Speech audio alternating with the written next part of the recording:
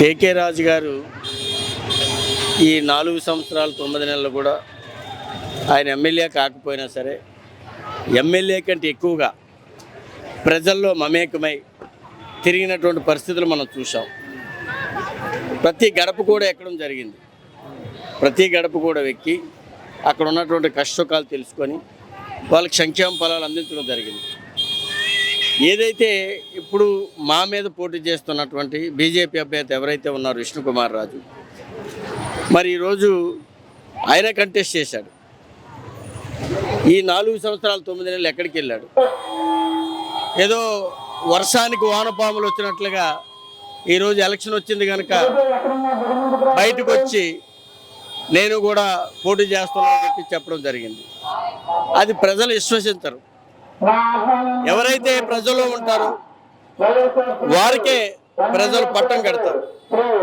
కాబట్టి అలాగే తప్పనిసరిగా కేకే రాజు గారు ఈ నియోజకవర్గంలో ఒక రారాజుగా వెలుగొందే పరిస్థితి ఉంది. మేము చూస్తూ ఉన్నాం.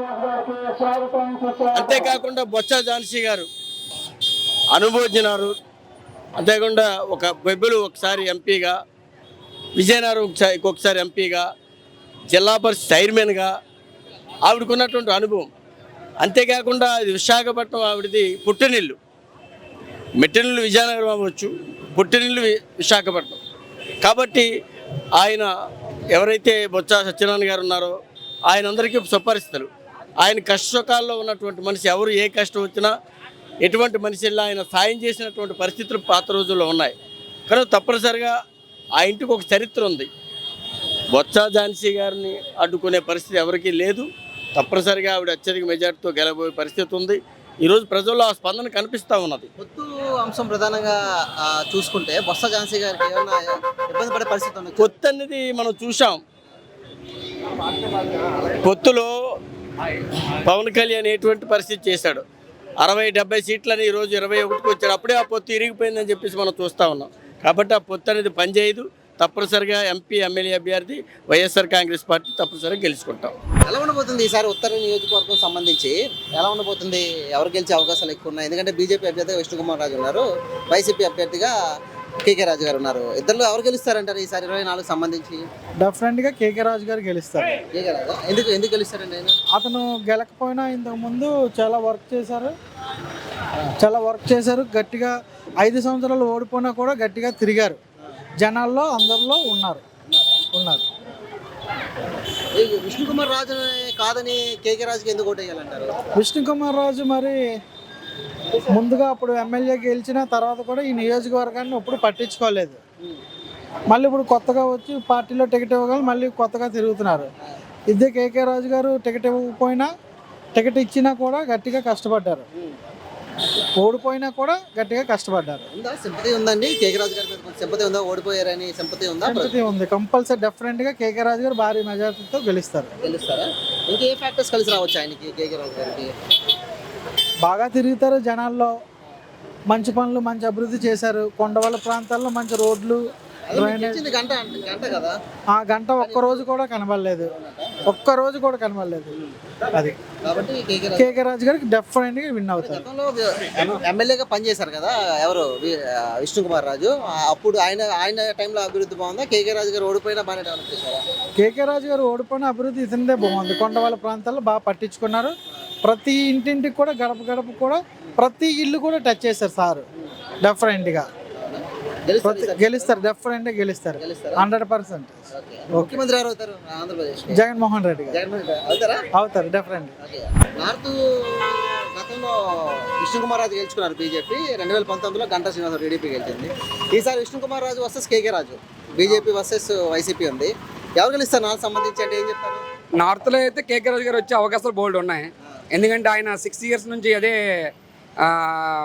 రోడ్డు వర్క్స్ అని అనగా, లేకపోతే వెన్నర్మట్ మాల్ అనగా, లేకపోతే ఆయన సంక్షేమాలు అనగా, తర్వాత నార్త్లో చేయాల్సిన అభివృద్ధులు ఇవన్నీ కేకే రాజు గారు కంటిన్యూ 6 సంవత్సరాల నుండి చేస్తూనే ఉన్నారు. 6 సంవత్సరాల నుంచి 5 సంవత్సరాలు ప్రభుత్వం వచ్చింది. దానికి ముందు 1 ఇయర్ నుంచి కేకే రాజు గారు వైసీపీలోని కంటిన్యూ చేస్తూనే ఉన్నారు కదా.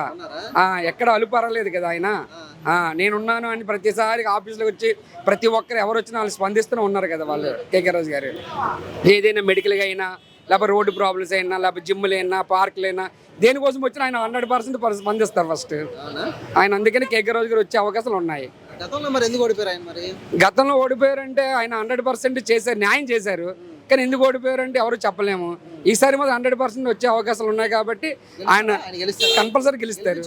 ప్రజలుగానా లేకపోతే ఏంటి మీరు ఆయన మీద అభిమానం? ప్రతి ఒక్కటండి, జగన్మోహన్ రెడ్డి మీద ఉన్న అవకాశాలు, ఆయన మీద ఉన్న అభిమానాలు, ఆయన చేసే అభివృద్ధి ప్రతి ఒక్కటి.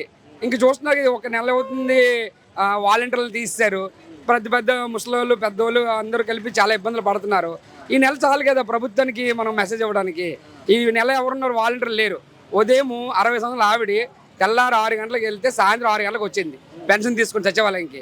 దానికి ముందు దీనికి ఉన్న 1 మంత్ బిఫోర్ ఇంటికి వచ్చింది కదా సంక్షేమాలు. ప్రతి ఒక్కటి అందించారు. ఇంకా అభివృద్ధి చేస్తారని ఆయన అంటున్నారు కదా. ప్రతి ఒక్కరికి సిద్ధం కండి, ప్రతి ఒక్కరు చేద్దాం అంటున్నారు కదా. ఆయన బాటలోనే కేకే రాజు గారు కంటిన్యూ చేస్తున్నారు.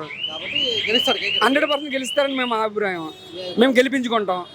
మేము అందరూ సిద్ధం. అది మరి అంత అభిమానం ఉన్నాడు. మరి సిటీ ఎందుకు ఓడిపోయింది గతంలో 4 స్థానాలు కూడా? ఇప్పుడు ఫస్ట్ ఆయనకి ఒక అనుభవం అది. ఈరోజు అనుభవం, ఈరోజు మంచి, రేపు చెడ్డ. ఈరోజు ఓటమి, రేపు గెలుపు. అదే కేకే రాజు 100% గెలుస్తారని మా ఒక సిద్ధం ఏర్పాటు చేస్తున్నాం. గెలుస్తారు కంపల్సరీగా 100%. ఎందుకంటే ప్రజలకి అందుబాటులో ఉండే నాయకుడే కావాలి. అది అందరికీ తెలుసు. ఇప్పుడు జగన్మోహన్ రెడ్డి గారు అక్కడ సీఎంగా ఆయన కన్ఫర్మ్. ఇక్కడ కేకే రాజు గారు నార్త్లో మేము కన్ఫర్మ్ అని మేము అనుకుంటున్నాం. 100% న్యాయం చేస్తాం. ఆయన కూడా ప్రజల కోసం అని చెప్పేసి ఆఫీస్కి వచ్చి ప్రతి ఒక్కరికి ఇది ఈ పార్టీ ఆ పార్టీ అని లేకుండా ఆఫీస్కి వచ్చిన ప్రతి ఒక్కరికి కూడా ఏంటి ప్రాబ్లం అని విత్ ఇన్ సెకండ్లో స్పందిస్తున్నారు ఆయన. 100% వచ్చిన ప్రతి ఒక్కరికి ఆఫీస్కి ఏ పని వచ్చారని ప్రతి పనికి వస్తే ఆయన స్పందిస్తున్నారు కన్ఫర్మ్గా. ఆయన స్పందించే రీతిలో ఉంది. ఇప్పుడు కేకే రాజు గెలుస్తారు. 100% గెలిపించుకుంటాం. మేము 100% సిద్ధం. ఈసారి ఉత్తర నియోజకవర్గంలో ఎవరు గెలిచే అవకాశాలు ఎక్కువ? కేకే రాజు గెలిచే అవకాశాలు ఉన్నాయా? విష్ణుకుమార్ రాజు గెలిచే అవకాశాలు ఉన్నాయా? ఏం చెప్తారు? కేకే రాజు గారు వస్తారండి తప్పకుండా. ఎందుకంటే అతను వీధి కూడా వదలకుండా, ఇల్లు పడకుండా ప్రతి కష్టాన్ని ఆయన ఓడిపోయినప్పటికి కూడా చేశారు. చాలా విషయాలు చేస్తున్నారు కూడా. నాకు తెలిసి మాత్రం వస్తారని నేను అనుకుంటున్నాను. ఎందుకు విష్ణుకుమార్ రాజు కూడా గతంలో గెలిచారు, ఆయన ఏం చేయలేదమ్మా? చేశారంటే ఇప్పుడు హిందూస్కి ప్రకారంగా చూడాలంటే చాలా మందికి న్యాయం చేశారు. క్రైస్తవ ప్రకారంగా బీజేపీ నాయకత్వంలో మాత్రం చాలా ఘోరాలు జరుగుతున్నాయి.